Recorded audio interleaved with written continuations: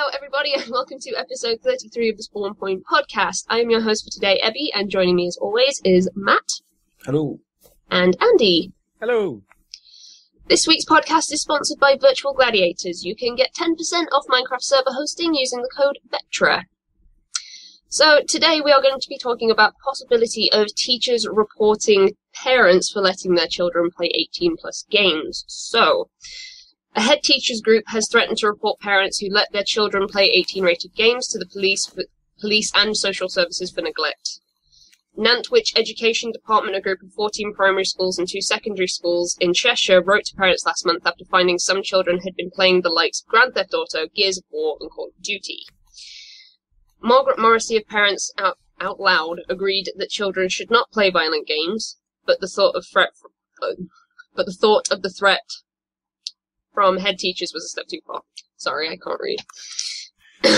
So, some quotes about this from the Headmasters group letter go as, if your child is allowed to have inappropriate access to any games or associated product that is designated as 18+, we are advised to contact the police and children's social care, as this is deemed neglectful.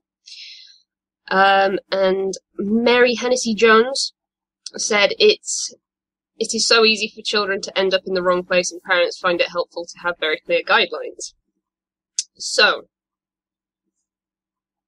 there's one more quote as well from Margaret Morrissey from Parents Out Loud. It will be construed by many parents as a threat, and it's not helpful. If schools want to get the support of parents to gain their confidence, threatening them with social services will not help. So, just to ask you guys some questions about what you think about this. Do you think the teachers are doing the right thing? And do you think it's their place to say things like this? I'll let Andy go first. You let me go first. Well, this one is aimed at, 14 primary schools, we're saying. So that's age 5 to 11. And then 2 secondary schools, which is like 11 or 12 upwards. 16. So I think it's more relevant to primary schools, really. Because, I was thinking, Grand Theft Auto 3, when that came out, I was 14, 13. And I played it, and I don't feel like that had any negative effects on me. Maybe it did. I don't know. You guys watching can tell. Secretly some sort of serial killer in the background that no one knows about. Don't tell them about my weekend. Sorry. Oh, God. Sorry.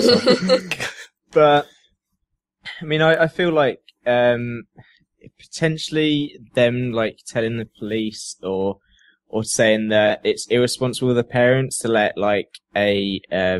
someone under 11 play an 18+ game is like Grand Theft Auto is potentially the right thing for them to do. I don't know whether going as far as telling the police though. I think to me, one thing I think is it really the teachers, are they going beyond their job really? You're kind of involving yourself in matters which are outside of education. I guess technically you could argue that, people could be miseducated or poorly educated by playing these games, so it falls under that. But it's almost as if, are the teachers trying to be their parents at this point? Or are they trying to do what's putting their business in bits, in areas that aren't theirs to, get involved in, is one of the things I think. But like you saying about playing GTA 3, was it, when you were 14? I played either I think it was Vice City or San Andreas. I played it around that sort of time when I was that sort of age, one of the GTA games. And I didn't have, my parents would not buy me anything that was 18 when I was, until I think when I was about 16, they kind of just were like, okay, you seem like you're old enough to sort of be mature enough to play these games, not take them literally and be like, oh, I should do this or that. And like you might be when you're 5 years old. So I managed to get the game from a friend, borrowed it to me. Or I think either I gave him some money and he gave me the game. I bought it off him because his parents got it for him. But the funny thing is I used to play GTA with the volume. You know, when you have like the cutscenes, and they're always swearing, and they're like, "Yo, f this, f that," and I used to turn down like the volume so that my parents couldn't hear it because I didn't want them to realise that I was playing. Because like, "Where'd you get that?" So, but yeah, like you said, I don't think playing games as a young teenager, really affected me in any negative way or affected my development mentally or anything like that.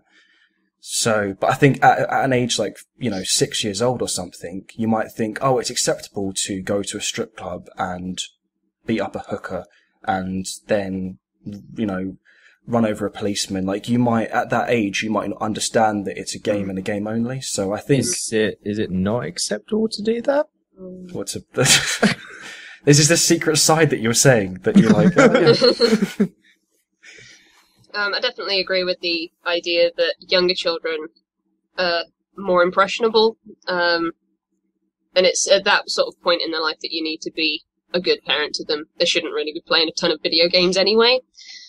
Like you wouldn't let them play, like we were talking about that Hatred game before. You wouldn't let a 6-year-old kid play Hatred and be like, "So, you little Timmy, you're a serial killer who's killing people. But why am I killing people? Because you hate them. Because reasons. Because you don't like the world." Mm-hmm. And it's like, okay, that must be, because I think I was, when you're very young, like you said, you're impressionable. So sometimes you take things literally, or you think that, oh, well, if that's in this, that must be okay. It's a little bit like you wouldn't go to the movie. If you tried to go see a film that was rated 18 when you were younger at that age, they wouldn't let you in. It's only in our lifetime that the 12A rating came in, because when I was 12, or before I was 12, I had to be 12 to go and see that 12 movie. Well, you've got the ones where it's like, and you don't really have it in games, noticeably, where it's like you have to be accompanied by an adult. That kind of rating of you don't have that in games, I don't think, where it's like, if you're playing it, well, I don't know. If you're playing, you need to be accompanied by an adult. You need to have an adult by your side, otherwise it won't let you play it.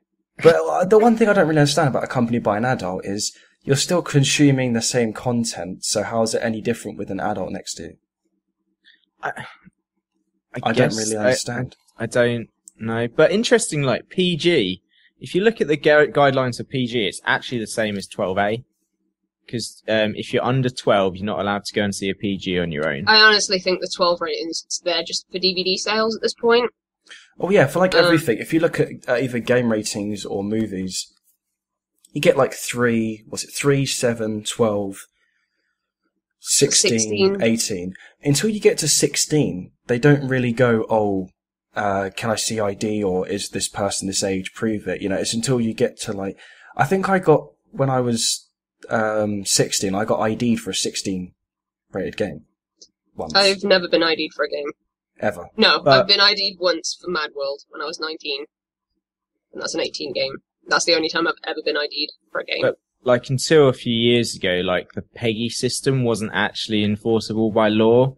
So, until then, if something didn't have, like, one of the big certified 18 certification thing, you could go up there and buy it legally and it was fine. Do they still have the, on the back of the cases, like, they have nudity, foul language, like what's contained in this game? They used to have one of them, which was a spider, and it said fear. Fear was one of the... Fear. But I used to... it does. Is it? Yeah. I used to look on the back of it and go, instead of using it as a parental guideline of like, oh, this is what your kid is, I used to look at it and go, oh, cool, it's got violence, it's got, fear, it's got foul language. It's like, oh, cool. See, that actually goes along with the back of Assassin's Creed for the Wii U, because it says 18 rated, bad language, violence, and online play. But I can guarantee you online play. Be careful, it's got. There's some kids I can guarantee look at that and go, oh, cool, it ticks all the boxes for me, and use that as like a. But yeah. I don't know. I feel like teachers should be allowed to intervene if they feel like it's a problem. Like if they can see that them playing things like GTA is clearly having a negative effect on the child in question, then they should absolutely be allowed to intervene. Because that's part of their job, really. If they think that the child is in danger in some way, they have to act on it. But isn't that only in the premise of a school? Like, isn't that outside of school? No, because they have a duty of care over the child while they're at school. So it's the same for, like, if there was domestic abuse at home. I know it's slightly going on a different level. Yeah, but they wouldn't call the police and say there's domestic, would they?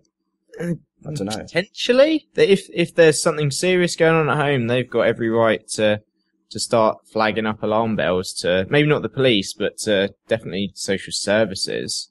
Yeah, it's not a question of why is this kid acting like this? Is it because he's playing 18-rated games? Why is he playing 18-rated games? That's not their concern. It'll be, this is having a clear negative effect on this child's development, so we need to do something to help. But I suppose, like, it's all good and well for them saying if they're playing like 18-rated games, then it's the parents' fault. But what's the like? This could be quite easily abused. Say, for example, it's like, oh, little Timmy's been playing GTA. It must be at his house. I wonder if can I just say, little Timmy's been playing a lot of GTA. Little Timmy has been playing a lot of GTA. And hatred. He needs to be punished. But unfortunately, like, for the teachers, they think it's at little Timmy's house, but in actual fact, he's going around to little Johnny's house and playing it there. And in fact, it's little Johnny's parents that are to blame, but they could potentially get Timmy's parents in trouble in that system. Yeah. So it's I'm assuming that if it wants to go as far as, if it goes as far as they seem to want it to, it'd be like fully investigated, like they would check the premises, see if there's any GTA on the premises. Hey, go on, empty your bags. If we see any, the case, how would they catch someone? I guess they catch people talking about it. Possibly. Because you're not going to bring the game to school. To play it during free time and just brings in GTA. Unless you were giving it to a friend for them to try out. Maybe. I'm curious, were you ever allowed, like, as a primary school student, to play games that were above your age rating?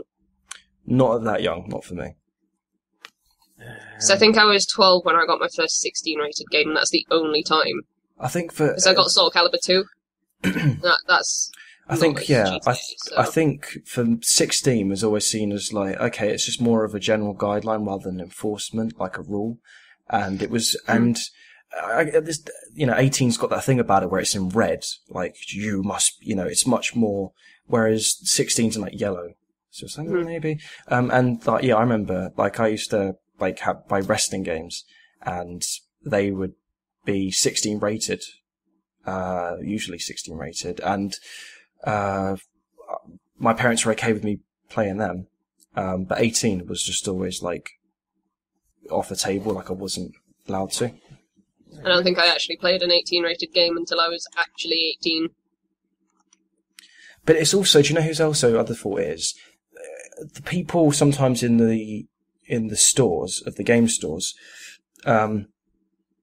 when you're, at least in my experience, if you're going with your parent, and you go, oh, can you buy me this game? And the people at the till serving you never kind of think, oh, this is obviously, I've just heard them say this is for the kid.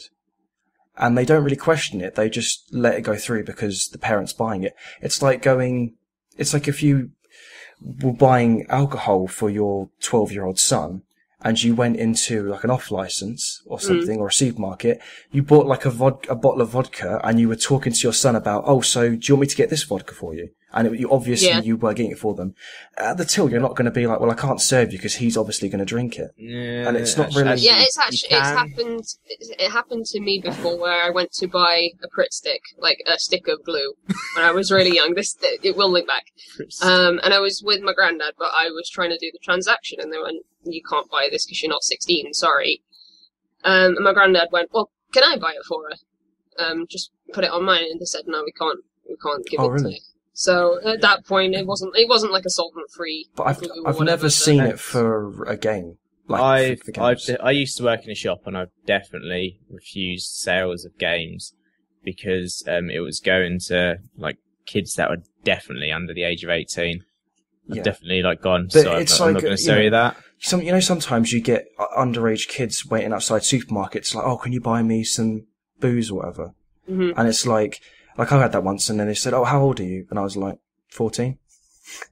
And then they're like, oh, okay, because I knew what they were going to ask for. But they don't go in with you, and then you don't go and buy it because they have to wait outside because people know in the shop that you're going to do that. But in a game store, it's okay. And it's like, it was not okay, but it's not really enforced. Like, the people who work there really need to, like, the managers need to say, look, you need to clamp down on this. I think part of the responsibility is down to these game stores that, they need to kind of like enforce it more and say, look, we're selling something which should only be sold to people of this age. We need to, we're the ones who are, responsible. If the parents can't do the job, then we need to do it for them and saying no and saying you can't have it. Well, they should be anyway, because it is actually the law that they're not allowed to sell. But I've been, like, in all my life, I've never once had them reject. Like, when I was younger, obviously, I don't need my parents to go with me now, like, can I buy GTA 5? But, like, when I was under 18, I never had that experience where they said, no, I can't because you're clearly buying it for... Never. It might just be in the stores I went to, but, like, they, so sometimes it can be down to the stores. If the parents aren't exactly doing the job, then the shops aren't doing the job, then easily little Timmy gets his next GTA. But, like, there are some games that I would say that are, like, Call of Duty, for example. That's on one of their sort of flagged games. I wouldn't say that, even though it's an 18 rated game, and Advanced Warfare is an 18 rated game, because I checked it earlier, I wouldn't say it's on the same level as Grand Theft Auto, because the one that really is an 18 and deserved to be an 18 and was an 18 was the one World at War, which was the World War II, because you could shoot people's legs off, you could shoot limbs off, and blood would fly out in that game. You could get a shotgun and you go pow in the leg, and their leg would fly off. I am not kidding you. Like, that would legitimately happen. So that was the only one. And nowadays they have money come out, or they just die. There's no blood. Really. See, like, I definitely don't, but even then, was it done in a fashion where it looked massively over violized? That's not a word. Did it look massively over violent or anything? Or when I shot someone's leg off with a shotgun and their foot was over there and the rest of their body was over there, yeah. Because then you could, like, look closely on their leg and it would all be, like, mangled. You could do it with, like, the head as well, the arms, legs, like, limbs flying off. Like, it sounds like there's a perk in Fallout 3 that sounds very similar to that. Something like Fallout, for example. You can just aim someone's head, or you can just do a rocket launcher and all their limbs go apart, don't they? So it's like, that's something like that you wouldn't want a child playing. And when we say child, we're talking under the age of, like, 13. Cause really, we are actually talking children. Yeah. So, in your opinion, should kids be playing 18 plus games? Because I think it's quite obvious that... I think it goes back to that thing we said about, kind of depend, well, yeah, if you're younger than, like, 13 or something, definitely not, because it's just not, because you just you won't be able, chances are you won't be able to separate, reality from it, and you'll just get kind of, it's like if you saw if you saw your parents going around killing people as you're from a young age and you're brought up with that, you think, oh, well, if mummy and daddy do it, it's okay. Yeah. It's not exactly like that. That's extreme comparison. But how many people's parents do you go around killing people? Oh, what does your daddy do? Oh, he goes around killing people for Who is your daddy and what does he do? But I feel like primary school is way too young for kids to be playing 18 rated games. Mm-hmm. When you get into secondary school, even the first few years of it is still a bit too young, I feel like. But like we said, I'm sure there's some 18 year olds that probably shouldn't be playing 18 rated games because they're not like mentally capable at the time. So say someone's got some sort of mental illness. There are some people that have got childlike brains. Yeah, I know. But I'd say still shouldn't even be playing 18-rated games at that age, even though they are legally. But that's the other thing, is that you can't do it by case by case rule. Once people get to this age, they are scientifically proven to be mature enough and mentally aware of what's right and what's wrong and what they're doing. But it's not always the case. Sometimes there are people who in their 20s who are, more mature and smarter and don't do stupid things as someone who's in their 40s. It sometimes depends on the individual. Mm-hmm. Which is why there's sometimes it's okay to have, not okay, but sometimes it's not as bad to have leeway between under 18 for like 16 or something, because it really depends on that particular person at the end of the day. You can't always say, oh, well, people of this age always have this behaviour, because it's, everyone's different. But the real question is, do you think it's bad parenting to let children under the age of 18 or under a certain age play a game that is above their age? I don't know. There's one thing I think that we talked about previously on the podcast when Steve was with us, and we talked about like if video games were bad for you, and like talking about violent video games and whether that causes people to commit crimes and general stuff like that. And in some ways, this is very similar to that, if not, it's related. In the fact that one thing I can't stand is there's all these parents that complain about, kids shouldn't be allowed to play violent video games. Violent video games shouldn't exist. My kids have been playing them and then they're really destructive. And it's like, hang on a minute. How did your kid get that game? Oh, well, I bought him at the shop. And it's like, they're talking, it's like me saying, it's like being a parent and going, oh, these cigarettes, kids shouldn't be smoking cigarettes. It's like, well, who's buying them, the cigarettes? And it's a case of, you can't complain about, kids shouldn't be playing video games. You're right, they shouldn't be. So why, the only reason they are playing video games is because of you. If you're complaining about your son does that, then that's your fault for selling it. You go, oh, I didn't know what I was buying him. Well, there's a big fat 18 on it. It says on the back, when you buy food for somebody, or when you buy food for your kids, sometimes you look on the back of the food to see if it's bad for you. Some people, like parents, they don't go, I don't want to give my kid something that's really unhealthy that is going to be damaging to their health. So sometimes they might look at the back and see what ingredients are in it. Do the same thing with games. Look at what's in it. And I don't think parents really do that. They just go, oh yeah, buy it. GTA sounds like a funny abbreviation for something. I don't know. It literally says Grand Theft Auto on the front, so. Grand Theft Auto. And it's got guns as well. There's guns on the back, there's guns on the front, there's bitches and hoes and all sorts. The only way that I can look at this is if I pretended that I was a parent and I was like, would I want my kid to play these games? No, I wouldn't. Why is that? Because I was brought up on fluffy Nintendo stuff and didn't play Fallout until I was like 19. So, I don't know. I never felt like I suffered a great loss from not being able to play all these super violent games until I was old enough. I think the thing is, kids are always going to want to do things they're not meant to.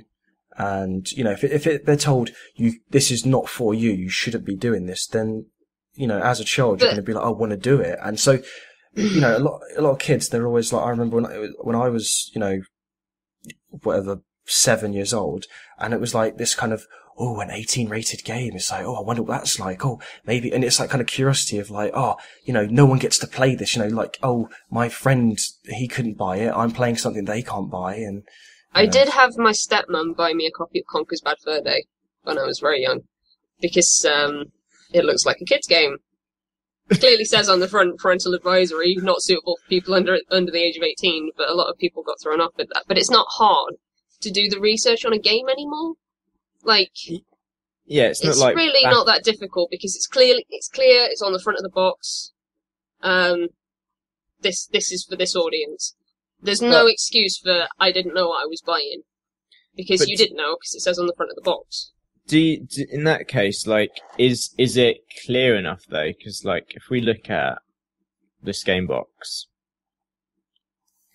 that's all the details on the back. It's also got it on the front as well. And, yeah, it's on the front. Okay, so that's a fairly big 18 there. Well, I kind of feel like we're kind of approaching, a generation of parents that are aware of these things and aware of what games are and the ratings. Maybe they could, I think they've made it a lot clearer than they used to. And I think it's a lot better than, you used to have it in this country, is the ESRB ratings. They still have it in America, don't they? ESRB.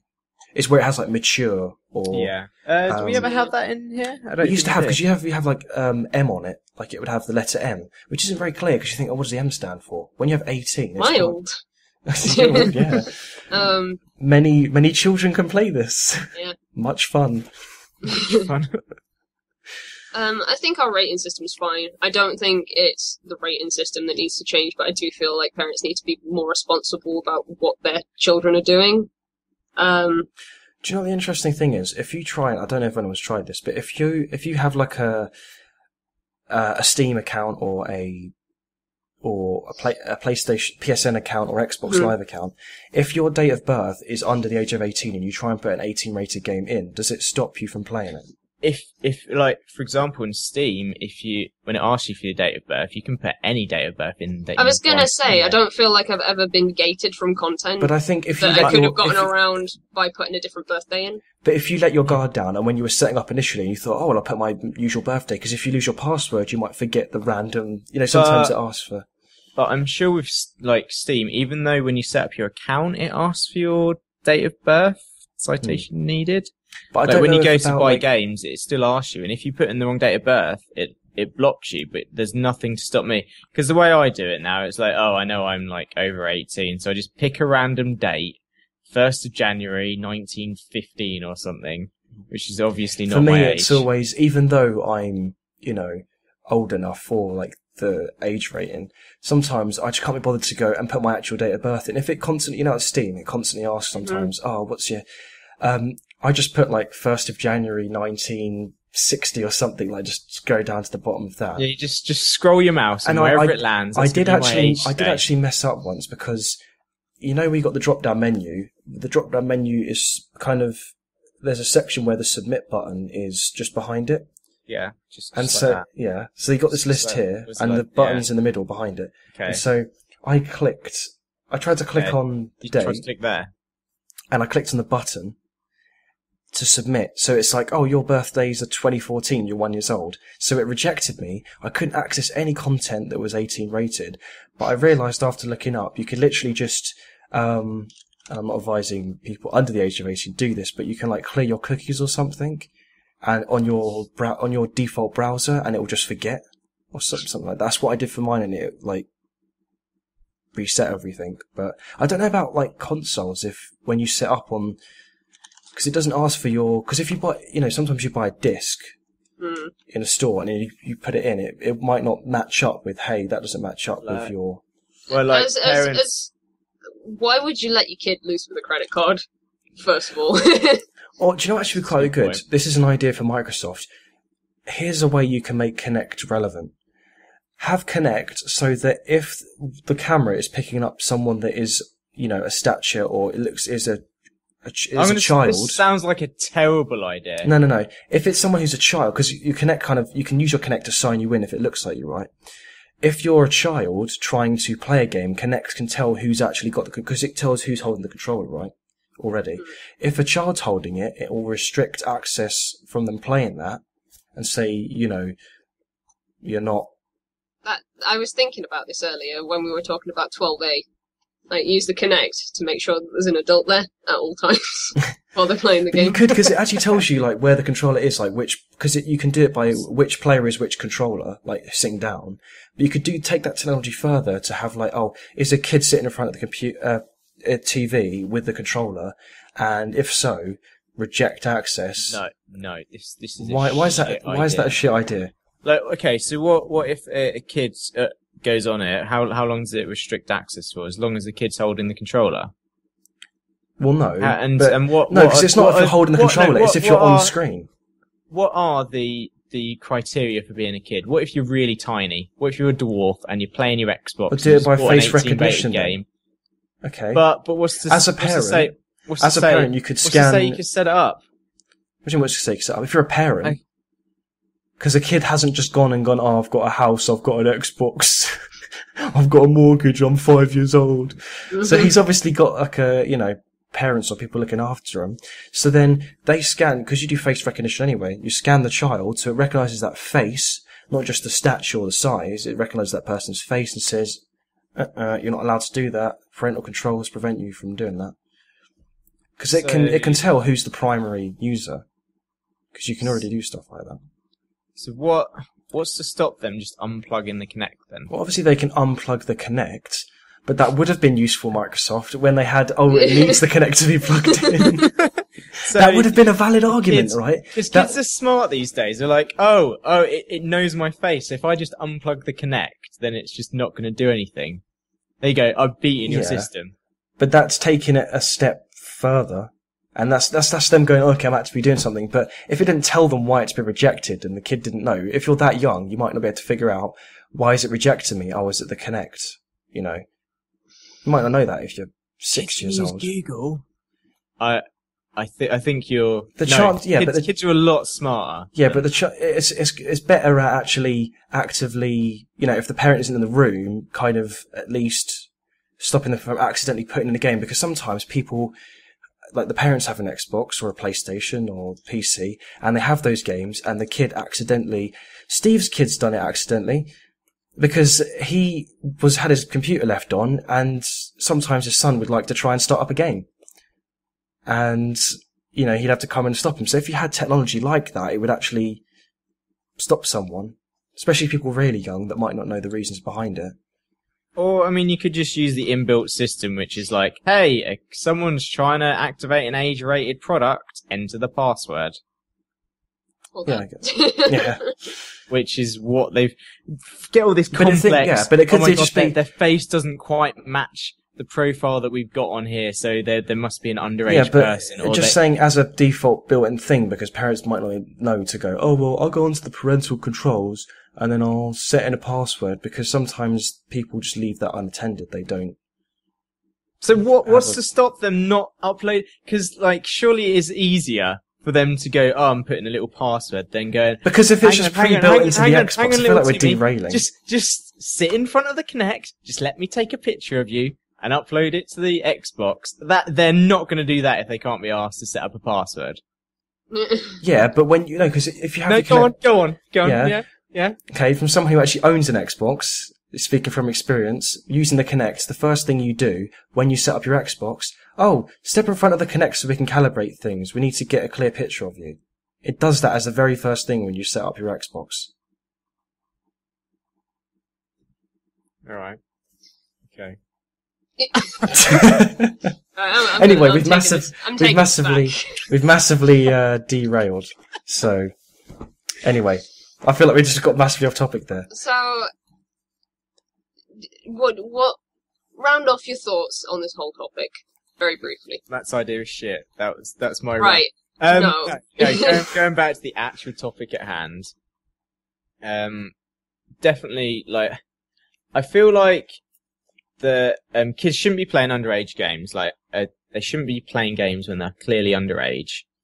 And what they're saying about telling the police about it isn't necessarily the best way forward. I feel like there's potentially other ways and means they could go about it, and is it really their job to be doing this? Debatable, I guess. I don't know. Matt, Ebbie? I think that similar sort of thoughts. I think that the teachers, rather than kind of, just go straight to, because the parents might not know what they've done wrong, they might be, like we said before, about the parents might not know, I didn't realise what I was buying him at the time, so they might have made a mistake. Should that really mean that social services should get involved? I think more or less they should be made aware of it. Like, the teachers should say, look, I've heard your son or daughter talking about these games. He shouldn't be playing these. And maybe just kind of give a warning to start with. Like, if I continue to hear that he's playing these games or they're talking about this, then I might have to, take it further.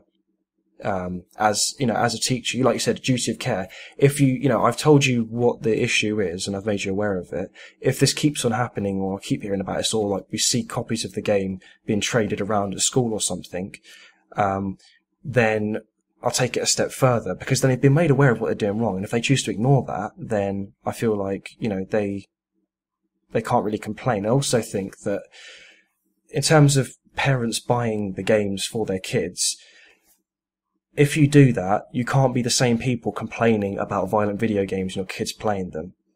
You can't say, oh my, kids should be playing these games if you buy them for your kid. Because that's like me putting a cigarette in a kid's mouth and then pointing a finger at them and saying, they shouldn't be smoking. They shouldn't be smoking. It's terrible. Even though I'm the one that's just done it, know. But yeah. Ebbie, what do you think? I absolutely agree with just everything you just said, so I can't add any more. Go out, buy some Pokemon cards, and just... Yeah. Act like 90s kids. Back in my ones. day, it's like a shiny Charizard, not another shiny Glock to shoot people with.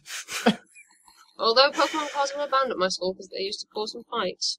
Yeah, people used to steal them, didn't they, and stuff. And... So I think that is everything for this episode of the Spawn Point Podcast.